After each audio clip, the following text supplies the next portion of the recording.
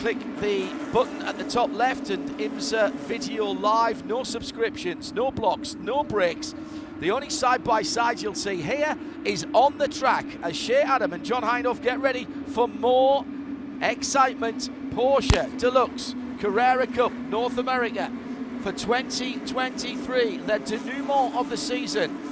One race after this one. Great looking start. Sargent from Dickinson on the front row, then Sedgwick and McCarthy, Cooper and Yardley, Merrill and Wiley, Hart and Hall for the top 10. It's a long run to the start line. It's not the finish line coming out of turn 20. The green flag is out, the hammer is down, and we are racing at the Circuit of the Americas on its 11th birthday, and there's already contact. That was part of a front spoiler that went up in the air as Tom Sargent does go through and hold on, gets the hold shot. Riley Dickinson down the inside of two. That's a brave manoeuvre on cold Michelin tyres, but Dickinson proves his championship credentials by going through and taking the lead early on. Magnificent stuff through the S's now.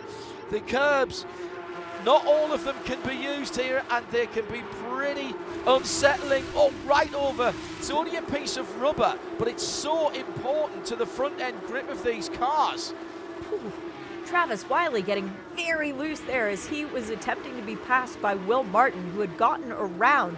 I think it was actually Thomas Merrill. I thought it was Jason Hart, and off has gone Wiley. He's spinning off. He was the fastest car through the practice session yesterday. Flat left rear for Travis Wiley. I don't know if he's going to be able to get back to the pit lane. Multiple angles, John. Will Martin was coming up the inside with a big head of steam, and then Travis just, something seemed to give in the left rear. I think actually something broke. There's damage. There was damage already. There's a black witness mark just ahead of the left rear Michelin wheel and tyre, and I think going over the curb there, and that's a super quick entry through turn 3 and 4, and I think it was the transition between the left kink of track. That'll be track limits in Formula 1 later on, but as I said, it is being looked on empathetically at the moment. Across the line then, decent jump from Riley Dickinson, gets half a second or so into turn 1. You can't see the apex of turn 1 as you commit to it. It's right over the top of the rise, and you diamond across to it, and you go, oh, there it is. Thank goodness. That was a decent move by the McCann racing car there, going through, I think, and making up a position. Still got 8.5 minutes to go, so that's in the region of 4 laps. It will depend when the leader comes to the line and where time elapses. I don't think, unless something goes horribly wrong, anything's going to stop Riley Dickinson, Tom Sargent, or indeed Alex Sedgwick. They are nailed on at the front of the field at the moment. Michael Cooper up into 4th position, as we said, but he's 3 seconds in arrears, and Dickinson's still the fastest car on the track, although Michael McCann did his best lap last time around, as did number 24 of Bailey Hall, who had dropped down through the field, but that's a bit of a drive back to what we now know as one of the most enduring models of car. Yes, it's changed down through the years, but the 911, everybody can see the silhouette of a 911 and know that it is a Porsche. Touch at turn number 8. That was Ryan Yardley getting a tap from Will Martin. Racing Room asked for by Martin, not given by Yardley, and the result was a touch between the two cars. It loosened up Yardley, and Will Martin was able to get through, but it wasn't quite enough for, is that Thomas Merrill? It is Tom Merrill, as well, yeah. Castro trying to get back onto the back bumper of James Sofronas, who is 1 car ahead of Michael McCann in that number 8. And that would be the battle for the lead in Pro. By the way, that's 16th, 17th and 18th we're talking about. They fought their way up very well. As I say, not much practice and only the usual one session of qualifying. They got so wide at turn 19 that we can't even get them in the camera shot, which is extraordinary. All right, so 1:11 left. So does the checkered flag come out next time? No, because time has not elapsed. So it will be white flag next time around for Riley Dickinson. One more lap it was Michael McCann. after Yeah, you are correct on that, John. I am really shocked that the Pro-Am contenders are that far up through the pro field. And to be honest, I'm shocked that Michael McCann is that far back as well. That he feels like he can go through. Big slide by the 33, the pink car coming through 8 and 9, and it'll be down the inside. Just nail the curb on the inside there, you'll get through. And it grips, and it does, and he did, and it's done. Down, oh, it's not done. There's a little touch on the back of the JDX car. And almost the bump and run for the 33, the bright pink of the Cooper machine. My goodness me, Michael Cooper there. Very much follow my leader, but you might make a dive on the inside at 15. Whilst that's happening, our leader is coming through turn 19 for the last time. Fastest lap, didn't qualify on pole position, comes through turn 20, down into third gear. Lays some Michelin rubber out of the final corner, and that's another victory for Riley Dickinson. Tom Sargent will come through in second with Alex Sedgwick in third, then McCarthy. But look at this, Cooper's back ahead. Cooper is back ahead of Martin, and they go across the line. It is Michael Cooper from Will Martin, 5th and 6th, then the number 78, I think. Once again, and our defending AM champion keeps the dream alive going into the race tomorrow. What a drive from Mark Kwame. And what a drive from Riley Dickinson. Didn't qualify on pole position. He will be on pole position for the race tomorrow. Great to see our IMSA officials back in the pit lane of the Circuit of the Americas, venue, of course, that IMSA used to race at in the past. Many happy races, and in fact the forerunner of the Porsche Deluxe Carrera Cup North America raced into the sunset here a few years ago. What a race that was. I remember it very well indeed. For the last time in 2023, the drivers are lining up.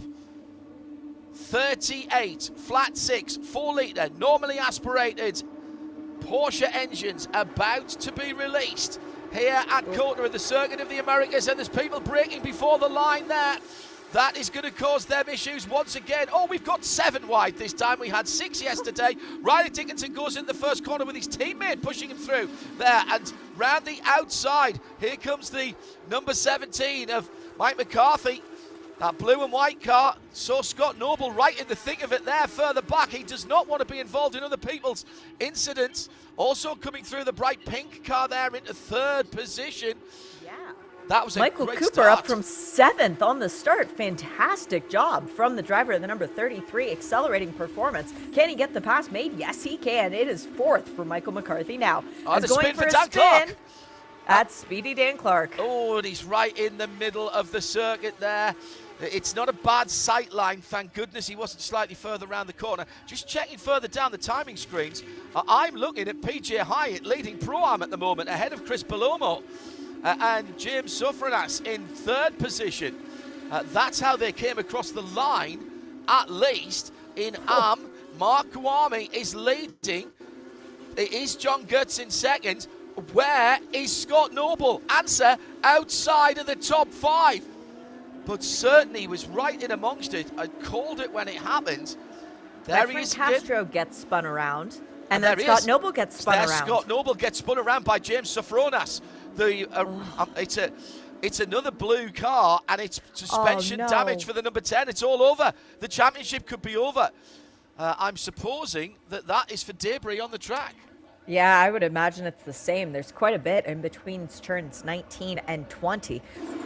One of the Kelly Bus cars going further wider than I think they'd really like to on the restart there, with just under 20 minutes to go, down to 19 and a half. Riley Dickinson once again controls the start. Michael Cooper, then Ryan Yardley.